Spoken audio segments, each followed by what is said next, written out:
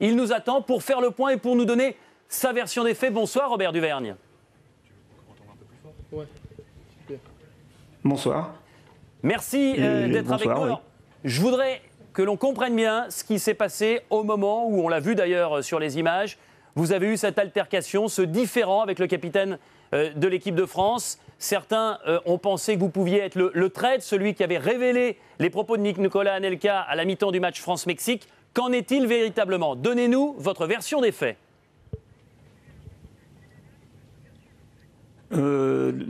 Premièrement, sur l'altercation qu'il y a eu entre Pat Vieira et moi, au moment où je comprends que les joueurs ne vont pas prendre part à l'entraînement, j'interviens auprès de Pat pour essayer de le convaincre qu'il fallait absolument faire cet entraînement. J'insiste énormément parce que je ne peux pas concevoir un seul instant qu'on ne va pas préparer ce match contre l'Afrique du Sud, qu'on ne va pas pouvoir faire cet entraînement. J'insiste auprès de Pat, je pense que je suis assez énervé sur le coup. Et comprenant que je ne vais pas réussir à le convaincre, j'essaye de lui dire qu'on a fait beaucoup de sacrifices pour en arriver là, mais j'arrive pas à convaincre que l'entraînement doit avoir lieu, donc je m'énerve sur le coup et je pars très énervé de notre petite altercation. Sur le moment, il n'y a aucun propos injurieux de la part de Pat qui m'écoute.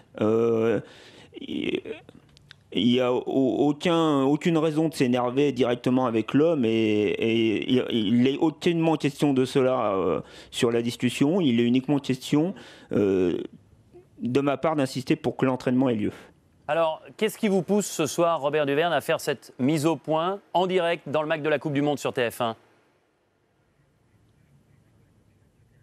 C'est un peu l'interprétation qui a été un peu hâtive de dire que l'altercation a été due au fait que je sois éventuellement le traître ou la personne qui a dénoncé les propos qui ont pu paraître dans les médias ces jours, qui me fait intervenir, puisque ça c'est inadmissible aujourd'hui qu'on puisse considérer que j'étais cette personne. Moi j'ai voulu absolument que l'entraînement ait lieu. Je pense que depuis la défaite sportive contre le Mexique, on avait beaucoup de choses à régler sportivement et une analyse à faire sur cette défaite et après à faire une analyse sur ce qu'on doit mettre en place pour battre l'Afrique du Sud avec un grand écart de but. Et ça passe par l'entraînement. Voyant que l'entraînement ne peut pas avoir lieu, je suis très remonté. Maintenant, il faut passer à autre chose, mais en arrivant, quand j'apprends qu'en France c'est traité de cette manière, où hâtivement on conclut qu'il y a une altercation parce que les joueurs ne veulent pas s'entraîner avec moi parce que je serais soi-disant le traître,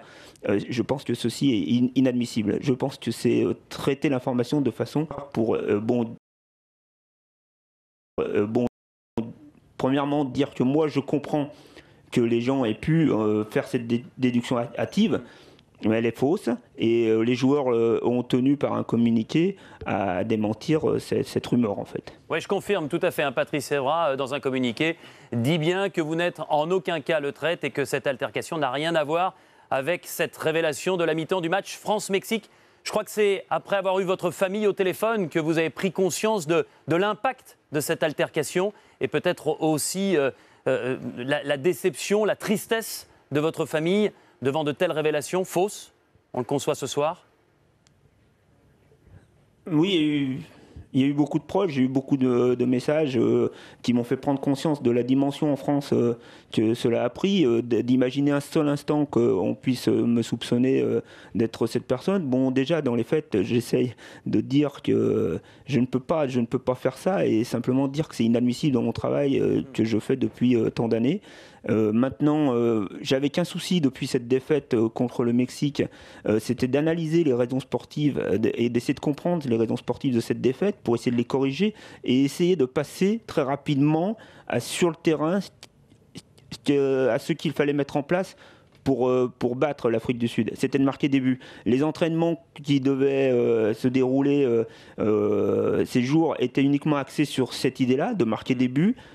Pour marquer des buts contre l'Afrique du Sud mardi soir, il fallait marquer des buts aujourd'hui à l'entraînement, il faudra en marquer demain à l'entraînement. Et voilà, j'aurais aimé qu'on puisse se soucier, nous, le staff, que de soucis sportifs, que de raisons sportives pour nous conduire à marquer des buts, pour pouvoir continuer cette aventure qui est fabuleuse, puisqu'aujourd'hui, on est mathématiquement encore en mesure de se qualifier comme beaucoup d'équipes. Il y a des équipes à qui il manque 1 point, il y en a 2 points, il y en a qui manquent des buts. Nous, il nous manque simplement des buts, des points, et on n'est pas éliminé mathématiquement. Et là, je pense qu'on n'a pas pu travailler sereinement dans cette idée de vouloir simplement mettre en place des entraînements. Alors quand on s'aperçoit qu'au moment de faire un entraînement, cet entraînement n'aura pas lieu, on est assez remonté. Ouais, on a bien compris votre point de vue. Comment va le groupe France ? Comment vous allez le retrouver demain à l'entraînement à 11h ? Car je crois que c'est à 11h qu'a lieu le dernier entraînement avant votre départ pour ce dernier match.